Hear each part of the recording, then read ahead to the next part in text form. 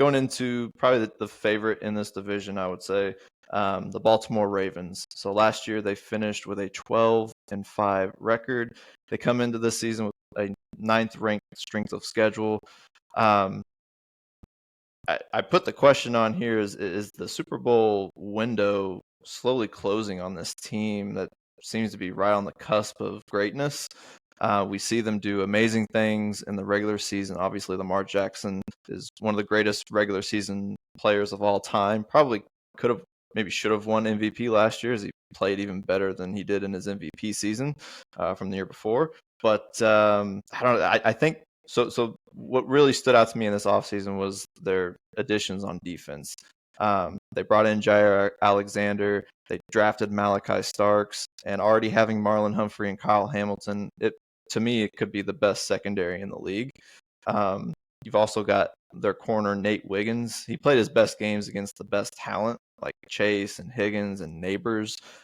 His second year could be one of the best corners in the game. So I just think that group in the secondary for Baltimore is one to really look at.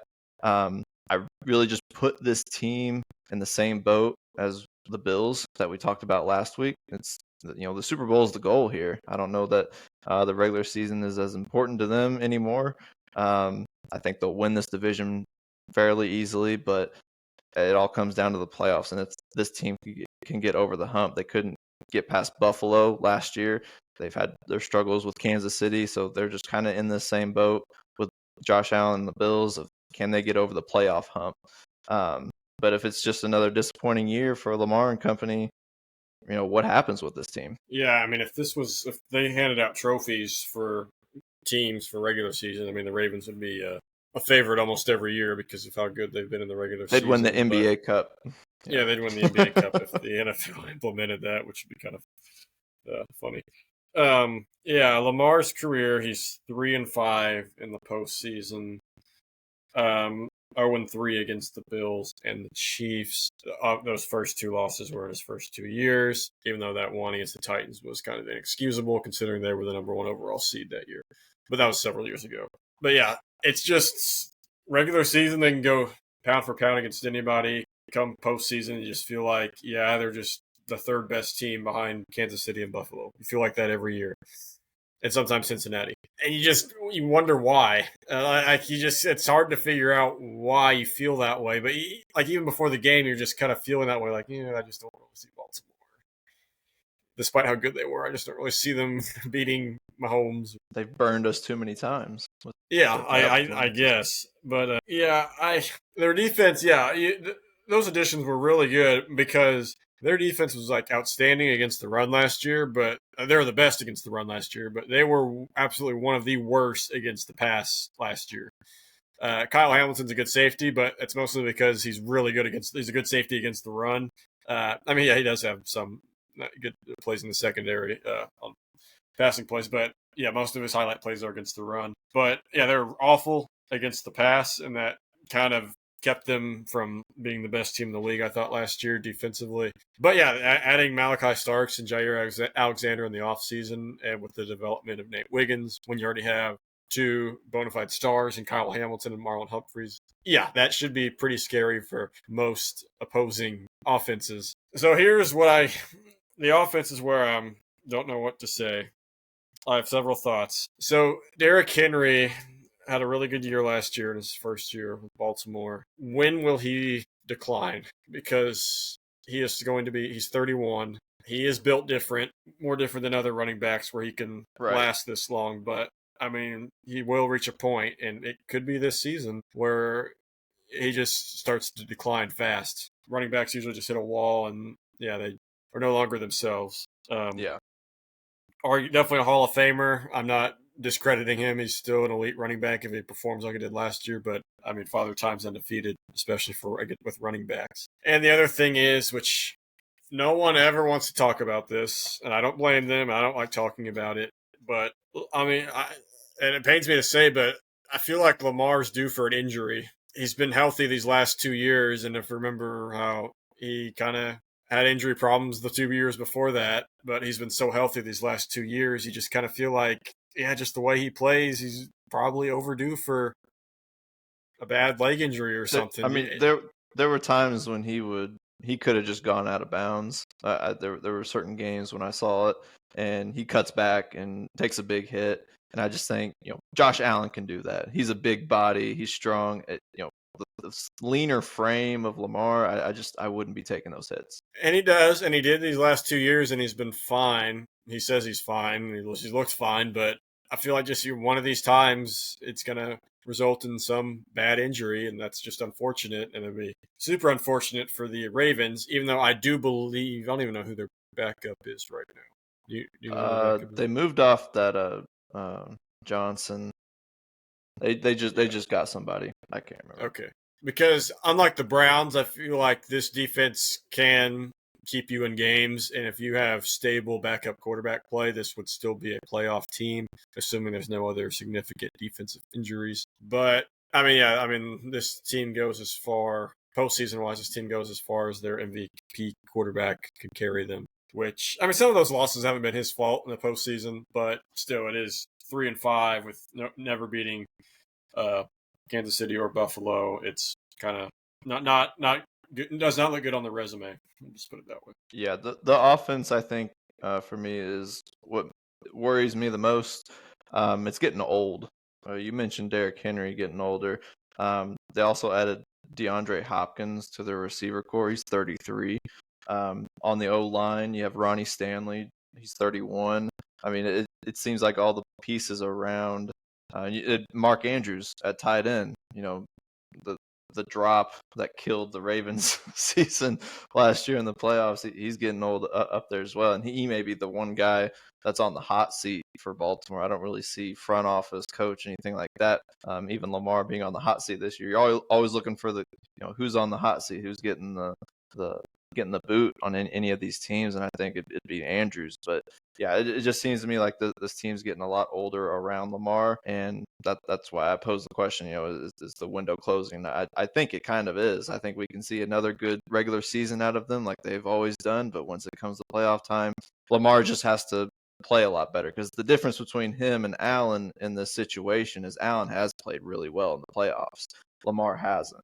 And that's been the difference there. No, the thing is, their offense, you could argue their defense is peaking right now. So, the window is, you were saying it's kind of closing. I think it's still open. If the offense performs good, I won't say fine, I'll say good. It doesn't have to be like the best, absolute best they've been, but because I feel like their defense is going to be really good this year. So, yeah, just staying healthy is important.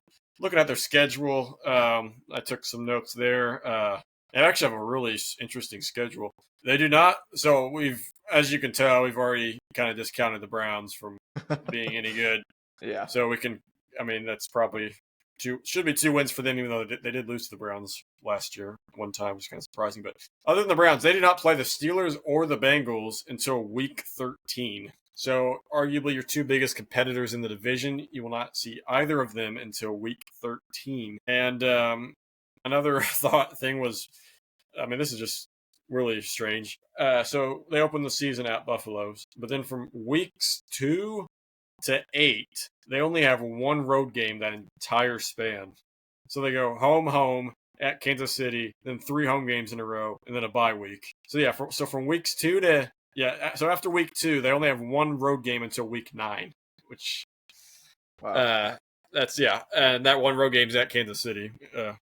So, yeah, you don't really see that too often. You don't usually see you sometimes see 3-game homestands, but paired that close with a 2-game homestand, you don't want to see that too often. So, yeah, if you're looking for a Baltimore Ravens game, to go to a Baltimore Ravens game next year, that would be should be nice weather, and that would be the time to go. Pick one of those 5 games to get at home in September and October. Yeah, those would be enjoyable games, because I wouldn't go to Baltimore when they play New England there at the end of the year, so in December.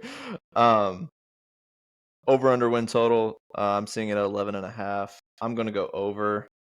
Again, not plus money here, but I think they're just a really good regular season team. This has nothing to do with the playoffs, so I will take the over on this. Okay, so last week my bold prediction was about the Dolphins being really bad next year. This year my bold prediction is that the AFC North will be record-wise one of the more mediocre divisions next year. And that's me, unfortunately, predicting that Lamar will get hurt or there'll be some random one-year regression this year. Right, yeah. So I'm taking the under. I could see my predictions, the winner of this division is going to be at 10 wins, possibly even 9. Like I said, the Bengals would win 9. So I did not say that would rule them out from winning the division. I could see like 3 teams, we'll talk about the Steelers here in a second, 3 teams battling for that 9-8, 10-7 spot. And I mean, mostly because injuries, but I mean, just goes with the physical nature of the AFC North. Just battle. It's going to be battles, especially since all these major games look like they're going to be late in the year. So that'll be interesting. But yeah, that's my bold take. So I'm going under. I'm going to have the Ravens. Well, we'll tell that later. I'll have the Ravens winning 10 games still. But yeah, it's obviously under. Awesome. All right. Final team in this preview. We got the Pittsburgh Steelers. So 2024 record, they came in with a 10-7 record, second in the division, made it to the playoffs. This year they come in with the 10th ranked strength of schedule. And good news for Steelers fans, they have a quarterback because it was going to be Mason Rudolph there for a while. But Aaron Rodgers finally made his decision to sign with the Steelers on a 1-year deal. He's basically said that this will most likely be his final year in the league. To me, this is one of the least improved teams. The team is one of the oldest in the league. I think they come in this season as the 3rd oldest in average age coming into this year. They swapped one diva receiver for another with Pickens and now DK Metcalf. Najee Harris is out. They drafted Caleb Johnson, which he was a good running back at Iowa, but I think just having experience in the league the way Najee had, I think that's a downgrade at running back. They lost their left tackle for now. They lost their left tackle, Dan Moore Jr. And however, their O-line with Troy Tanu, coming back off of IR after playing just 1 game in his rookie year for dislocating his kneecap, it'll be crucial for him to get back and fill in there. To me, this team will be worse, potentially finally giving Tomlin a losing season, which hasn't happened in his whole coaching tenure. What do you think about the Steelers this year? So if you recall, while I did go 10-7 last year, they got off to a 10-3 start. That was with Justin Fields and Russell Wilson mostly manning the quarterback spot. So yeah, they finished. Obviously, that means they finished 0-4 to end the year. Ultimately 0-5 because they ended up getting their butts kicked by the Ravens in the wild card round. But to be fair, those last 4 games were all super tough games. It was like at Philly, at Baltimore, Kansas City, and a desperate Cincinnati team. So to be fair, I mean, they were. So the deal with Mike Tomlin these last 10 years is that he will never stray too far away from 500. He will be over 500, but he won't stray too far away in the win column. So that when they started off 10-3, this was kind of predictable. He got the 10 wins. Okay, now we can't be too far away from 500, so we're going to lose 4 in a row. So yeah, this team is as historic as the Steelers have been. They have not won 1 playoff game since 2016-17 season. And really, in that span, I would say they've only been upset twice. They lost to Jacksonville in 2018. They lost that at home. They should have won that, and they lost that blown out by the Browns during the COVID year. But all the other postseason games, they weren't even favorites. Like it was like, why are they even here? They're going to get blown out by the Chiefs, Bills, Ravens, whoever they're playing. And sure enough, that's happened every single time. So, and you add Aaron Rodgers, who at this point in his career, I will say he's better than Russell Wilson right now. I don't think he elevates you very much from where you were. Pickens is gone, so yeah, they have Metcalf now. That I'd say that just remains the same. Jalen Ramsey, you haven't mentioned him. They got him in a deal recently. Minka Fitzpatrick is now on the Dolphins. They got Jalen Ramsey. I don't know if that moves the needle at all. I don't think it does. Yeah, I completely agree with you. I don't think they've, despite the new names, I don't think they've changed very much. I see this as the exact same Pittsburgh Steelers as we've been seeing the last 10 years. They will win games in they'll play the ugliest brand of football you'll see. They'll somehow find a way to get to 500, sneak into a wild card spot, and get blown out by Kansas City or Buffalo. The one thing, though, that could change that, though, is this strange TJ Watt contract negotiation that hasn't been going well, and they're throwing rumors out there that they're looking for trade packages, which I take those with a grain of salt at this point. But if they got rid of him, that would absolutely put Mike Tomlin's winning season streak in jeopardy, because their defense is fine. It's not elite Steelers defenses like we've seen in the past. They're not bad. They're fine. But if you take out TJ Watt, they will no longer be fine. It would be bottom 10, I would say. And when a Steelers team with a bad defense is just hard to picture, but if that's the case, I can't imagine them succeeding at all. Yeah, it's not just TJ Watt's production on defense, but it's also just his leadership, his locker room presence. So losing him, that would just derail, to me, their whole season. You mentioned that Rodgers, you think he is better than Wilson. Wilson got off to a really hot start with the moon balls, hitting Pickens for plenty of those in the middle of the year last season. I think it was just I know Rodgers has got the relationship with Tomlin, previous relationship with him. If I were Rodgers at 40 years old, why would I be going into the AFC North, which has some of the toughest, defense? I mean, he's going to be going up against Myles Garrett twice. That's not who I'd want to be lined up against 2 times a year. It is just possibly his final year, so do what you want, but I just don't see the season going really well with the Pittsburgh Steelers. So for me, season over under win total, I'm seeing at 8.5. Man, I don't even want to make this pick. This is right there. Do you think Tomlin's going to get a winning record or a losing record? And I'm going to go under. This is my confidence. This is my only pick I have a slight bit of confidence in, and I'm going over. I love that 9-win Pittsburgh Steelers. It's a December, early January tradition like any other. Steelers somehow eke their way over 500, but have absolutely zero shot of winning the title. I just they made no. This is assuming TJ Watt plays. They made no really huge improvements. Every move they've made has been kind of a lateral move. But like I said, I think Rodgers is a little bit better than Wilson was last year. So that's why I think, barring injuries or TJ Watts doesn't play, they'll be almost the exact same. I don't think they'll get off to a super hot start, but and when I made notes about their schedule, it really wasn't anything super interesting. Just point out some tidbits. Play at the Jets week 1, so that's obviously Rodgers versus Fields. We talked about last week they switched teams. And week 8, pardon me. I really wish this was an away game. Unfortunately, it's home, but Rodgers finally gets to play against his Green Bay Packers. That would have been awesome. I wish it was at Lambeau. That would have been perfect for his last season. So he makes a return to Lambeau one last time. But unfortunately, it'll be at Pittsburgh. But still, it's interesting to see him play against the team he spent all those years with. All right.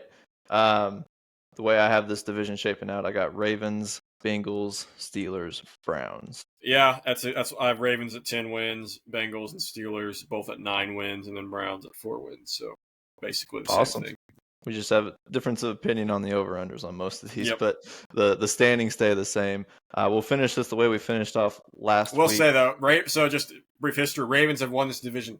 This would be a three-peat if they win. They've won 4 of the last 7 division titles here in the AFC North, and they've won the last 2. So if they do win this year, it would be a three-peat.